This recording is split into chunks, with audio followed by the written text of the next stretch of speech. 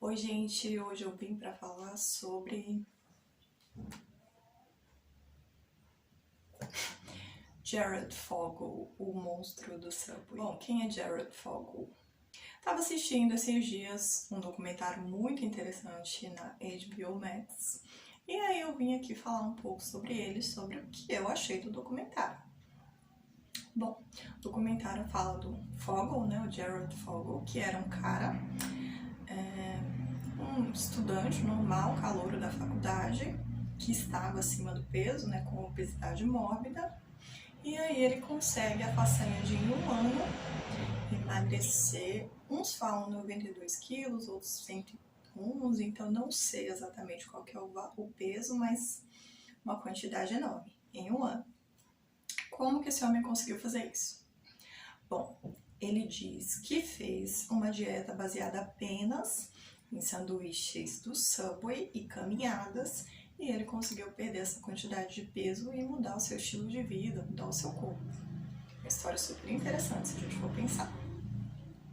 Acontece que, a partir daí, ele participa, né, de uma entrevista de um jornal local contando a sua história, como que ele perdeu peso e tal, chama a atenção do pessoal do Subway, dos seus representantes, e aí ele é convidado para fazer um comercial para o Subway. Nada melhor do que uma história real, uma história verdadeira, né, para alavancar a marca deles. E assim acontece. Isso por volta dos anos 2000. 2000 ele começa a viajar o país inteiro em nome da rede, falando sobre como que ele conseguiu fazer essa dieta, como que isso transformou a vida dele. Ele escreve livro, passa um tempo depois ele se casa também. Então ele é uma pessoa super conhecida, como diz no comentário, uma sensação da cultura pop, né, do Zewa. E aí a partir daí ele fica super conhecido no país todo, é uma pessoa conhecida como o cara do Subway. Ele começa a fazer palestras, começa a participar muito de eventos esportivos, eventos em escolas, eventos com crianças, falando sobre a importância de se alimentar corretamente, de ter uma vida saudável, de praticar exercício, praticar atividade física. Enfim, uma pessoa exemplar, né, gente? Só que o que ninguém sabia, e vai demorar um tempo considerável para descobrir, era que esse homem, tido como acima de qualquer suspeita, tido como uma pessoa confiável, era na verdade um criminoso que gostava de criancinhas. A gente não pode falar o nome exatamente qual que é aí, mas vocês sabem qual é o nome que é isso, e isso é um crime. Mas, voltando um pouquinho, como que o pessoal descobriu que esse homem que estava acima de qualquer suspeita era, na verdade, um criminoso? Tem uma jornalista, acho que é Rochelle Herman, ela é uma jornalista de rádio, na época ela estava divorciada, com 2 filhos pequenos, e aí ela ouve a história do Jared Fogle, se interessa por isso e pretende entrevistar ele. Ela participa de um evento, se eu não estou errada, acho que é no auditório de uma escola,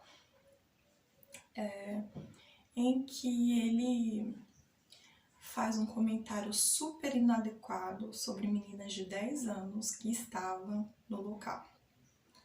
E ela fica horrorizada, ela tem 2 filhos pequenos, um menino e uma menina, mais ou menos da idade próxima, e ela sabe exatamente o que aquilo queria dizer, que esse homem era um abusador.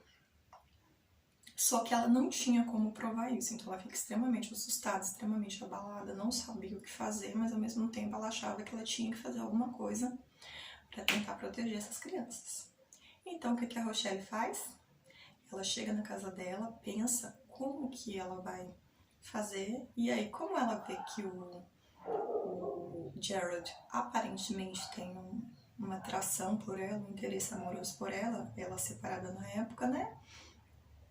Ela decide se apropriar, né, se aproveitar desse interesse que ele tinha por ela para tentar investigar ele e fazer alguma coisa para denunciar esse cara. Então ela dá o telefone para ele, começa a conversar com ele por telefone e gravar essas ligações. Durante esses telefonemas, ela tenta fazer com que ele fale alguma coisa inadequada para que ele possa ser denunciado. E ele fala. E ele fala coisas perturbadoras, coisas assustadoras, que deixariam qualquer pessoa de cabelo em pé. Então, o que ela faz? Tendo posse disso, dessas gravações, ela vai até o FBI para denunciar esse cara, para pedir que eles investiguem ele, que ele era uma pessoa super conhecida, uma pessoa importante, uma pessoa que tinha uma conduta ilibada, uma conduta sem nenhuma mancha, sem nenhuma mácula, mas, no entanto, ele tinha esse desvio de caráter fortíssimo.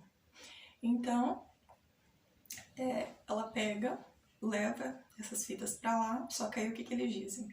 Que aquilo ali não era suficiente, né, para abrir uma investigação em cima dele. Acho que ele até seria investigado, mas assim, não era o suficiente para que fizessem alguma coisa relevante, para que ele fosse parado, para que ele fosse punido. Então, eles dizem o seguinte ainda, que a forma como ela fez essas gravações, ela como uma pessoa normal, uma jornalista, era ilegal, ela não poderia ter feito isso, ela poderia até ser presa. Então, a única forma que ela teria para não ser presa, para não ser envolvida nesse meio, era ela se tornando uma investigadora do FBI, como se fosse uma espiã do FBI para tirar essas informações desse cara. E ela, sem opção nenhuma, tem que fazer isso. Ela continua falando com ele, faz inúmeras gravações, manda pro FBI. Só que aí, gente, acontece uma coisa bizarra, que é nada. Eles investigam, eles desconfiam que tem alguma coisa errada, eles ouvem as gravações, eles sabem que é um conteúdo muito esquisito, que esse cara tá envolvido com alguma coisa errada, mas ao mesmo tempo eles não têm provas suficientes para punir ele, para prender ele, para fazer alguma coisa. E essa mulher tá enrolada no meio dessa história, sem conseguir sair e sem conseguir o objetivo dela, que era punir esse cara. Então, ela tenta sair, mas ela não consegue, e ela fala que aquilo meio que destruiu a vida dela. Ela passa muito tempo fora de casa, e quando está em casa, geralmente está em telefonema com o Fogel para tentar pegar informações dele. Isso afeta drasticamente a relação dela com os filhos. Tem um filho mais velho, uma menina mais nova, inclusive a menina não aparece no documentário, então eu acredito que realmente a relação das duas deve ser muito difícil. E ela diz assim, que destruiu a vida dela, destruiu a família dela, perdeu a confiança nos filhos, que um dia a filha dela pegou um diário em que ela transcrevia essas conversas que ela tinha com o Fogel como prova, e ela, sem entender o que estava acontecendo, vendo aquele tanto de coisa, ficou completamente desnorteada, perturbada, rasgou o diário, e aí a partir daí perdeu a confiança na mãe dela. A Rochelle, a partir daí ela passa a desenvolver doenças autoimunes, ela perde cabelo, ela fica no nível de estresse assustador, assim. Eu achei que essa parte que fala sobre o FBI, eles erraram muito com essa mulher, porque eles colocaram ela no... Assim, ela que teve coragem de denunciar, de fazer alguma coisa, eles colocaram ela no meio disso, não protegeram ela. Tem um episódio assim, uma situação que ocorreu que ela teve que sair da casa dela, eles não custearam isso, ela teve que pedir ajuda para um amigo, foi para um hotel, então colocou a vida dela em risco, colocou a vida dos filhos dela em risco, e ao mesmo tempo esse cara não era preso. E vocês sabem quanto tempo que ele demorou para ser preso a partir do momento que ele começou a ser conhecido na sociedade? 15 anos. Pois é, só em 2015 é que esse cara chegou a ser preso. Mas o motivo não foi por conta da investigação do FBI, não pensem vocês que foi isso. O que aconteceu? Ele criou uma fundação, né, que tinha a ver com crianças, só para vocês verem que absurdo, uma fundação que tinha a ver com crianças, que ele fazia palestra, que ele visitava escolas e tal, e ele tinha não sei se era exatamente um sócio, mas um responsável, um diretor, uma pessoa que trabalhava para ele, que era o braço direito dele lá na fundação, e que foi denunciado por causa de... estava tendo umas práticas aí inadequadas com animais. Então a polícia entrou na casa dele para procurar vídeos sobre isso, né, na casa desse diretor que era o amigo dele, não vou lembrar o nome agora, mas tá lá no documentário, vocês podem ver. E aí o que eles descobrem, aliás, não é o cara que tava com vídeo disso não, era a mulher dele e a suspeita que ele estava envolvido. E aí o que eles descobrem é muito mais perturbador, que ele e a mulher, que esse cara, esse diretor e essa mulher e a mulher dele, a esposa dele, estavam envolvidos num processo de gravar crianças intimamente, gravar a rotina das crianças ou colocarem elas em imagens sedutoras, coisas assim. E o pior de tudo, as duas filhas dessa mulher que eram enteadas desse diretor estavam sendo vigiadas 24 horas por dia na intimidade delas, tinha câmeras nos quartos delas. E essas imagens estavam sendo repassadas para outras pessoas numa rede que a gente sabe o nome, que não pode falar aqui, que começa com P, e que atinge uma violência muito grande contra crianças. E aí essas duas meninas descobrem que elas estão sendo vigiadas, observadas dessa forma nojenta, inclusive pelo Jared Fogle. Essas duas meninas contam, né, que quando a mãe dela começou a se relacionar com esse cara, elas acharam que estava tudo perfeito, né, porque elas moravam num lugar mais afastado, elas foram para um lugar melhor, assim, de classe média alta, tinha uma casa mais confortável, tinha um quarto sozinho para cada uma. Mas mal sabiam elas que elas estavam sendo vítimas dessas atrocidades. Aí, a partir daí, dessa situação, nesse momento que esse cara começa a ser investigado, é que o Jared Fogle também começa a ser associado a ele. No início ele faz uma declaração lá, que ele repudia essa situação com o diretor, que ele não tem nada a ver com isso, que ele espera que tudo esteja esclarecido, mas aí ele passa a ser investigado mais proximamente pela polícia, que não necessariamente o FBI, né? Eu achei que o FBI errou feio nessa situação. E aí eles vão até a casa do Jared Fogle, apreendem equipamentos eletrônicos dele, telefone, computadores e tal, e aí eles encontram provas para poder incriminar ele. Descobrem que pelo menos 14 vítimas, né, sofreram nas mãos desse crápula, e ele é condenado a 15 anos de prisão. É pouco comparado com o que esse homem enganou, né, todo mundo enganou por 15 anos, vai ser condenado por mais 15. É pouco pelo risco que as crianças estavam correndo nas palestras que ele estava presente, nos ambientes que ele estava presente. É pouco comparado a tudo que essa jornalista perdeu, né, por ter ido em busca da verdade, por ter ido em busca de proteger as crianças, coisa que o Estado, a polícia não fez. Mas ainda assim é melhor do que esse homem estar solto na rua, né?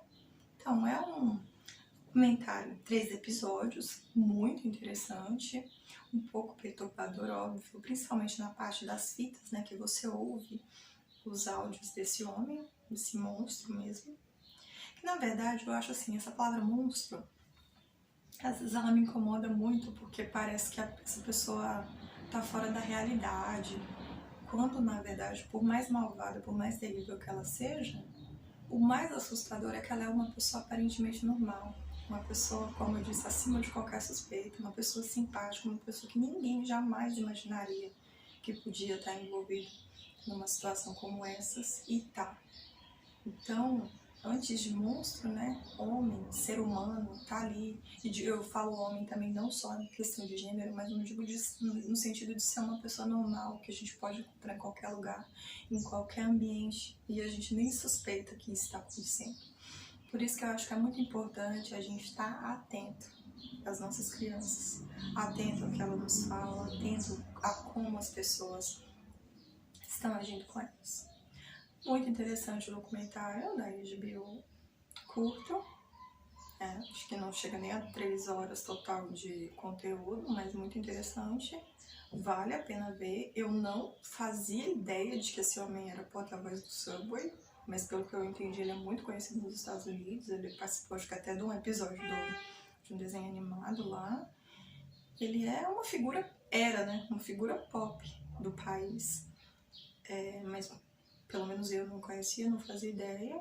E quem tiver interesse, dá uma olhada lá, deixa o comentário, deixa o like, deixa o dislike, se não gostou, comenta também. E é isso, gente, até a próxima!